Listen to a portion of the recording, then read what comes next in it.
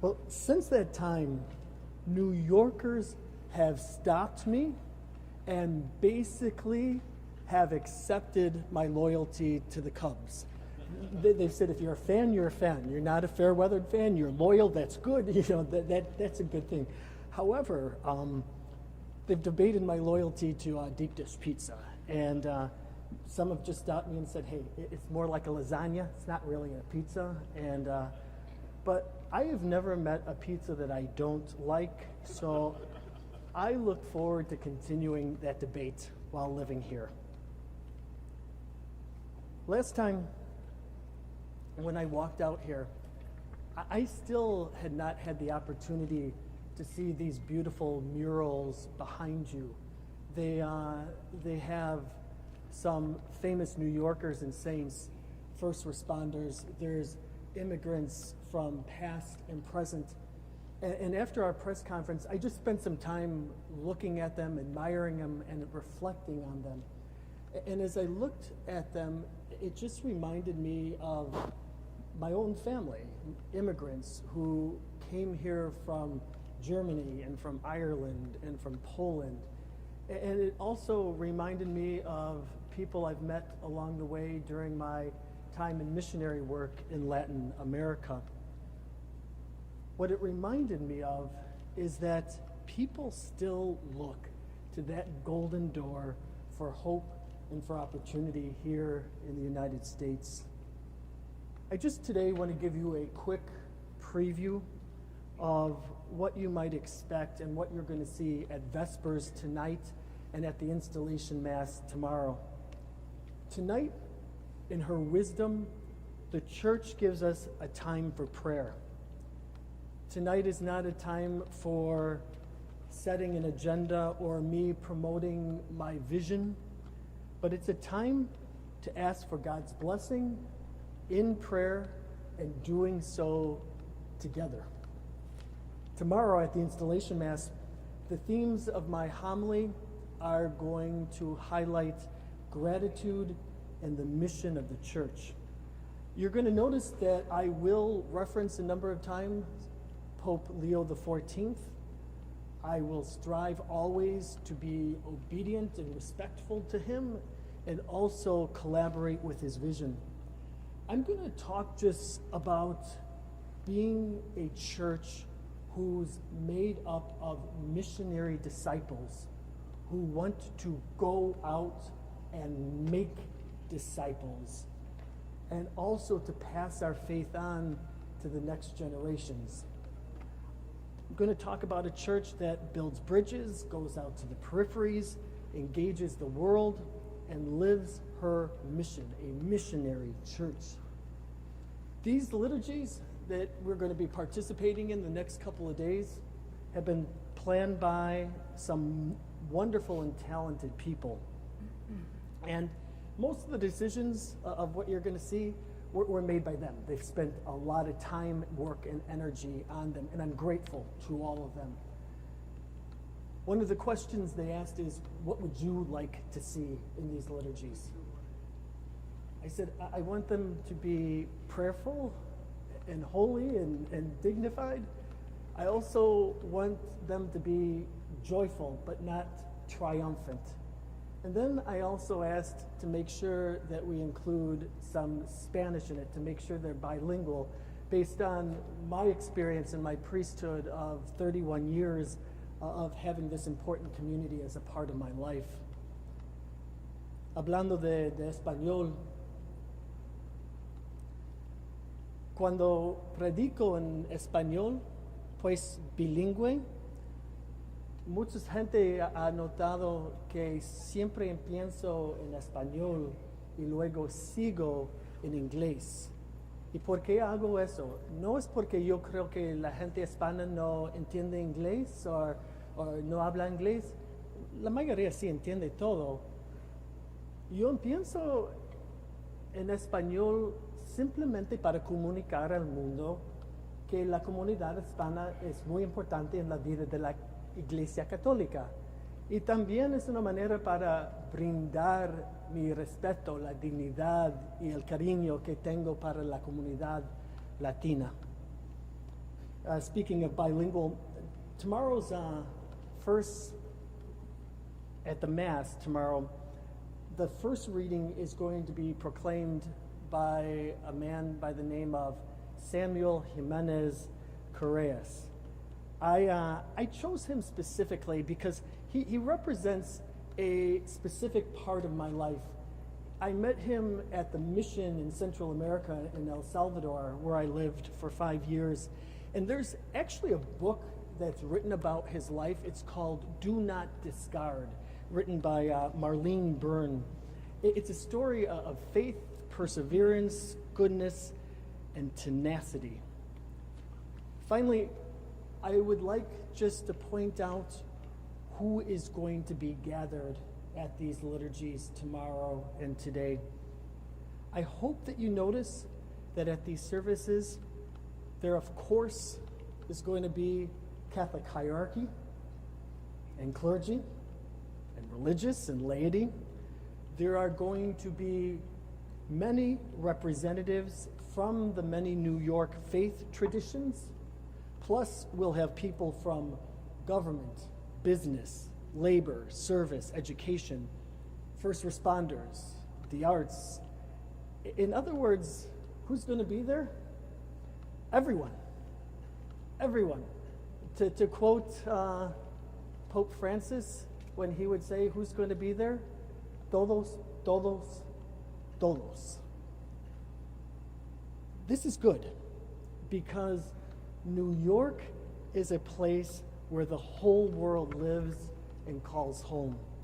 And the Catholic Church is universal, gathering and engaging everyone. I'm excited and I'm humbled to be installed as the 11th Archbishop of the Archdiocese of New York. I look forward to gathering with you tonight and tomorrow in the spirit of prayer, gratitude, and mission. Thank you for being here. Thank you for what you do. And at this time, if you have any questions, I'm happy to take some. As I mentioned earlier, if you would identify yourself and your outlet for the Archbishop's sake, as he's getting to know you. When I call upon you, I'll try and get to as many as I possibly can. Stephen Schwenker, the Good News Room. Your Excellency, what do you see as the most pressing pastoral issue for the Archdiocese of New York, and how do you plan to address it in your first year? Good. The question is, what's the most pressing issue? It's for me, what you're going to notice is God has to be in the center of everything. It's faith. And so all the issues, so many of them, they're important, but one of my focuses is going to be evangelization. How do we actually be disciples who make disciples? People who have been a part of the church, but maybe not so much. How do we re-engage? How do we pass the faith on to the next generation? How do we be a church that is relevant and thriving and beautiful, sharing our faith together? So it's really living out that evangelizing mission of the church. Juliet? Yes, good morning. Juliet Haba from 1010 Winds Radio, Always Radio. Good. So you mentioned that you would talk about Pope Leo's vision. How do you interpret his vision, and how will you carry out that vision? Sure.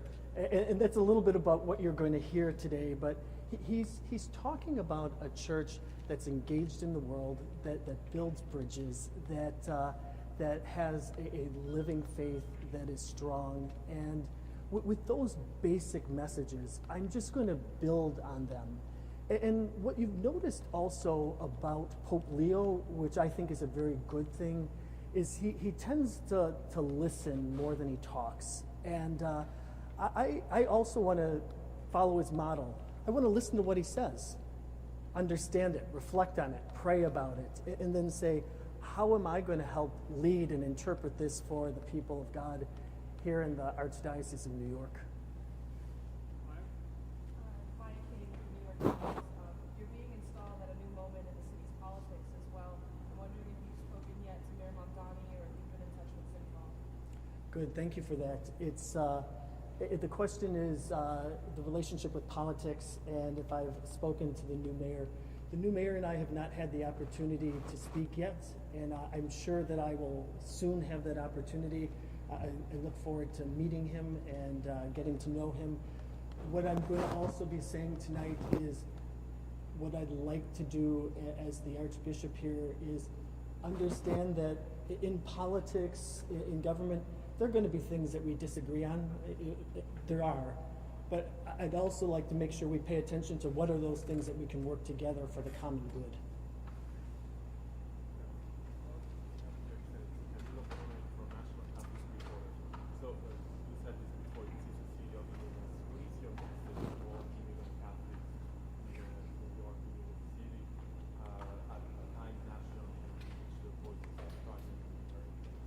Sure. The question is about, do I have a message for immigrant Catholics and for immigrants in general? It's my response comes from a clear understanding in the Catholic Church and our social justice of what is human dignity.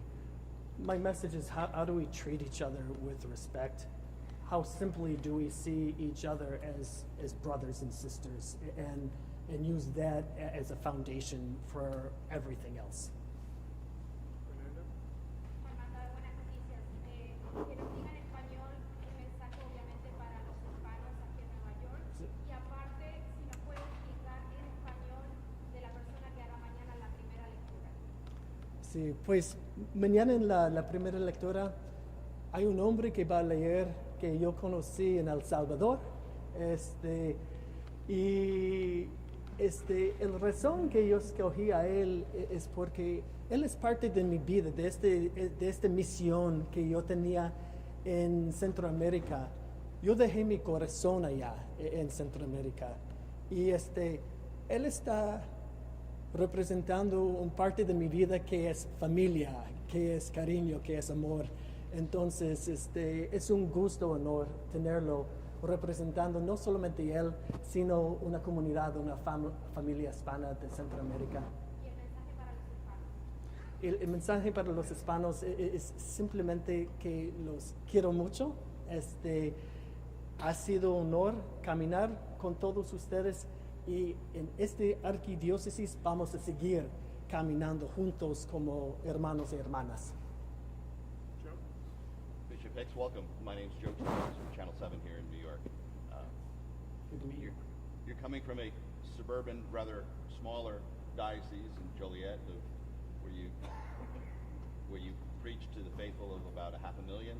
Correct. Here you are in New York, where the faithful number in roughly 2.5 million in what is the media, arts, finance capital of the world. What challenges do you think you personally face having that sort of exposure and that sort of profile that extends not only to this archdiocese, but sometimes all across America? I think it's a good question. You're highlighting that I do come from a smaller diocese. I've been the bishop of the Diocese of Joliet for 5.5 years, about a little over 500,000 Catholics, vibrant, thriving, and we had to address a number of issues there from restructuring, but from the restructuring, the only reason for doing it was for evangelizing so that we could be a church that was in a position to grow and to strive and to live and to share our faith and to pass it on. And so I bring some of those things with me. And at the same time, while Joliet was smaller, I also am a priest for the Archdiocese of Chicago, which is right next door to Joliet. And so I've also lived and worked in a larger diocese also. And I think the unique thing about New York is exactly what you said, is that this is even larger than Chicago, and at the same time, we all know that New York is not just New York, but there's something that is the world is gathered here, it's national, it's international, what goes on here has an effect. So I'm conscientious of that and realize that my word, my voice isn't just for the people of God in Joliet, who I love and loved being there, and it was such a joy being their bishop in the good times and the bad. And but I realize this is a little bit bigger, and I'll say one thing personal to that. The 10:15 Mass here at St. Patrick's, it's televised. It's where people from New York call their home parish, but it's also the Parish of America. It's the Church of America, where tourists and people all over.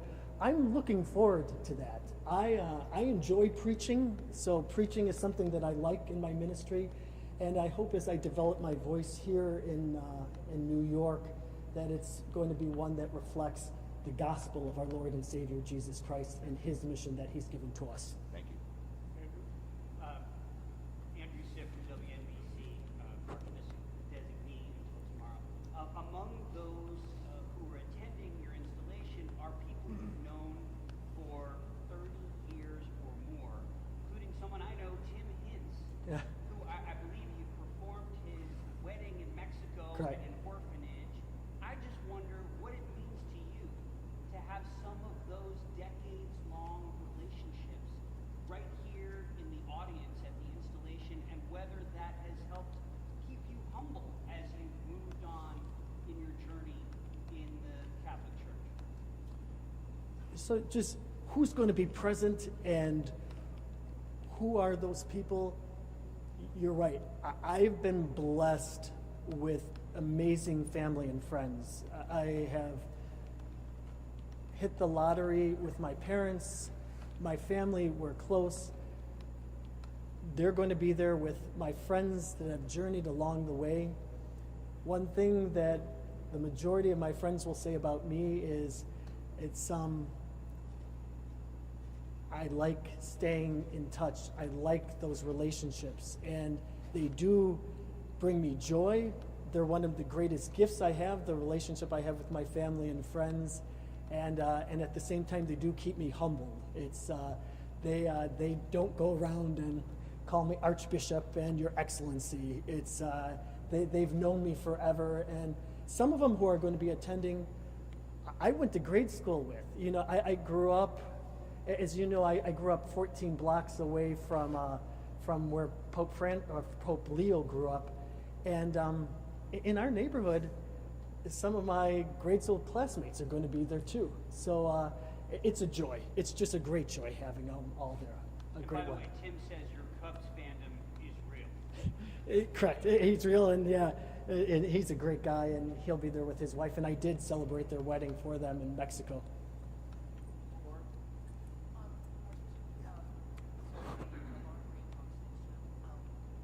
Jesus talked about serving the poor, but he also said that blessed are the poor in spirit. You are kind of has both, the economically poor, but also the poor in spirit, who are actually quite wealthy. How do you plan to sort of reach both of them? I think that's the power of Jesus. He loves, knows, and reaches out to everyone, and he wants everyone to be saved. It's salvation through him. And blessed are the poor, and blessed are the poor in spirit.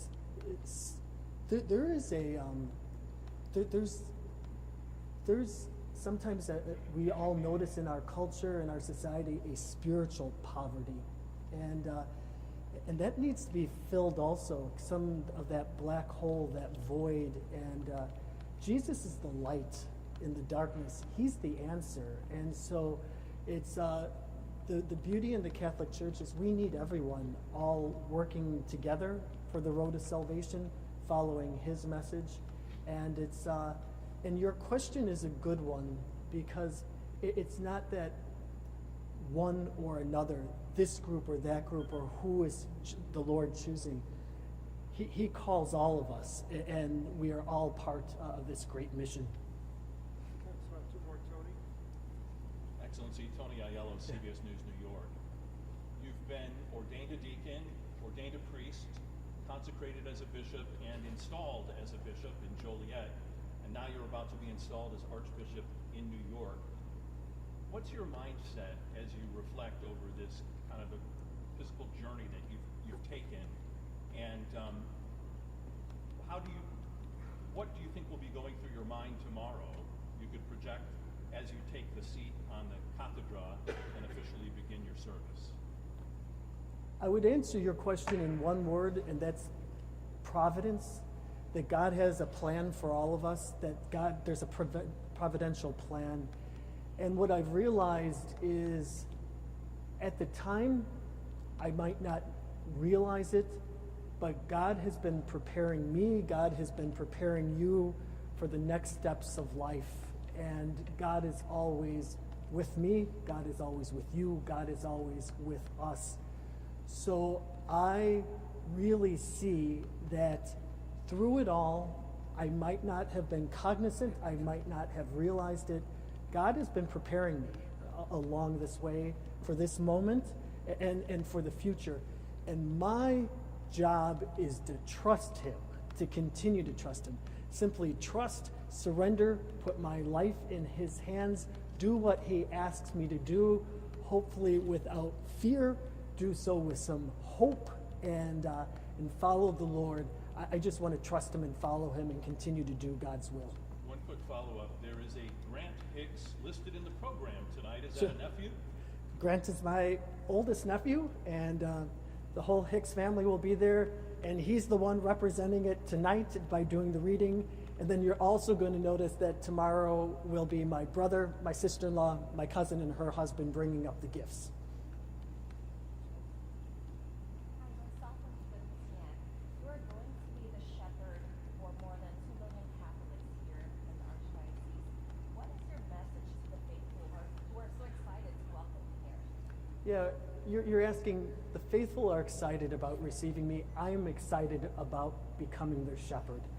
And you use the word shepherd, I like that. I don't want to be the seen as only the CEO or the corporate president of a group. I'm called here to be a pastor. I'm called here to be a shepherd. And as shepherd, my desire is to be a good shepherd. Next question. Monseñor, ¿qué tal? Luis Alejandro Medina de Telemundo 47. Usted ya lo mencionó, mañana va a tener varios himnos en español. Su escudo episcopal también habla de paz y bien en español.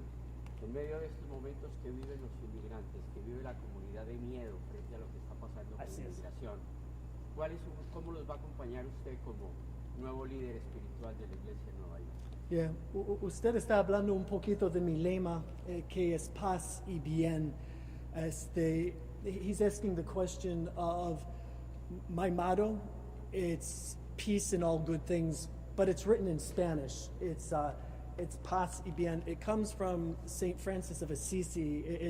It's taken from him, and it's a desire that I have, not only for immigrants, not only for people who live in the Archdiocese of New York, but it's my desire for how we live as a church, as a world together with true paz y bien, peace in all good things. Y su mensaje a los inmigrantes en medio del miedo que tienen, ¿qué les dice usted que nos están viendo ahora, que tienen el temor de inmigración, de ICE, en medio de todas estas circunstancias? Yeah, it's